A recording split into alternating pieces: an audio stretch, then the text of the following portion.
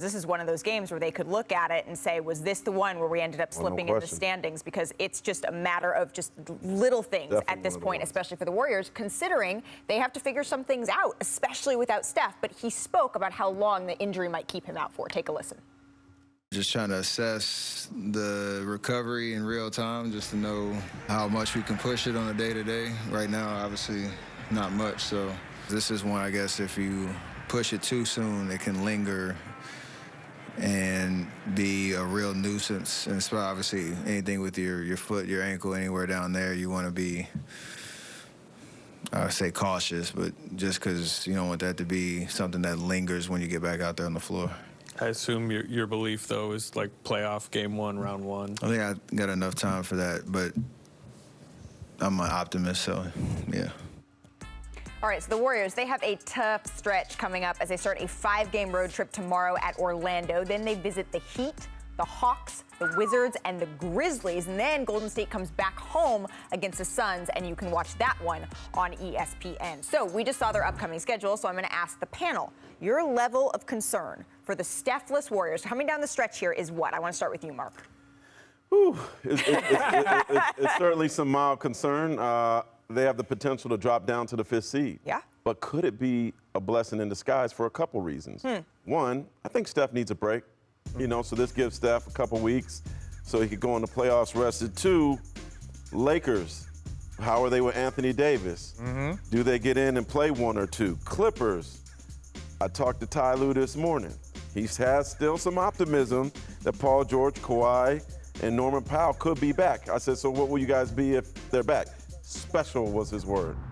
Denver, Jamal Murray. So the 1 and 2 seed might not be as beautiful as it looks right now. Not to mention, Timberwolves have been a coming. Yes. The Timberwolves have been a coming. What's your level of concern here, Richard? It's not concern, but understand that they're in a place of there's uncertainty. Obviously you get Draymond back and you're like, okay, this is the moment where they can start picking it up. Can Draymond, get back to that space of being considered Defensive Player of the Year? But all of that has changed, obviously, with the Steph injury. For me, when I look at their team, they want to be 100% healthy. Everyone knows that. But all of those teams right there, I don't think that they're going to finish second. If Memphis does what Memphis is supposed to do, they're not going to finish second. Then you put yourself in that third. But the other only part about dropping down to the 5th seed is those other teams have to play extremely well also. Sure. So I think that this is just going to be one of those stretches. Get there, be healthy, and see how the cards play out. Utah in the first round.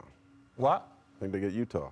I would accept that. And Utah has a whole lot that they need to look at because of the lack of success that they've had in the playoffs. They want to make a deep run. I do want to bring in Big Perk here to get his thoughts on all this. Nice suit, Perk. Perk, what's your level of concern here?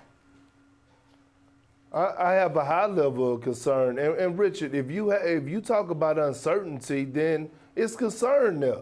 And when you think about the Warriors, right, you think about the continuity of Draymond Green, Klay Thompson, and Steph Curry. Those guys been playing together their entire career. So they'll figure things out. It's about rotations. It's about guys knowing their roles. It's about Steve Kerr finding his rotations. Because remember, you got to see how Kuminga is going to play alongside Draymond Green. You got to find what Looney is going to play minutes. You got to see how Andrew Wiggins is going to play, what Jordan Poole. They have so many guys that have been balling. Steve Kerr needs this time to figure out his rotation. So when I'm looking at the Warriors right now, I mean, they may drop in the standings, but do they really want that, to be honest? I mean, the Mavericks are playing well right now. Utah is playing extremely well. Donovan Mitchell is playing outside his body. But here's the one thing that concerned me about Steve Kerr. Steve Kerr has really been out of line lately. Even from the time he called out Marcus Smart to the time he addressed the officiating last night, right? Like, in my opinion, if you're going to come to the podium, hold yourself accountable and hold your players accountable. Draymond Green. Well, Perk, is that a sign of desperation? No, but listen. Because that's out of character for him. That to me is a sign of desperation. He usually is the guy who comes to the podium and takes accountability. Yeah, but I mean, he needs to right now. And what I'm saying is that Draymond Green cannot get ejected in this game. Yeah. You're the leader of this team. You're missing Steph Curry. Klay Thompson is still trying to find his way. Although he had a 38 night performance about 3 or 4 games ago, these young guys look up to Draymond. And so, like, if Draymond is in the game, I don't know if this game go down to the wire where you have to put the game in the hands of the officials. So I'm just a little disappointed, well, a lot disappointed in Steve Kerr in the way that he's been handling situations over the last week or so. Well, look, in quick defense of Steve Kerr, I did not hear the entire press conference.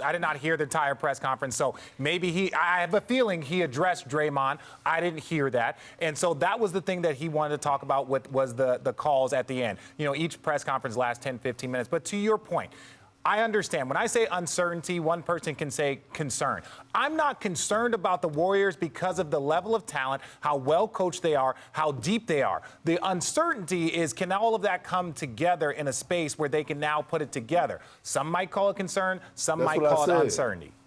I know that's what you said. I'm agreeing with you. That's what I said. That's what I said. Okay, then. So what you talking about?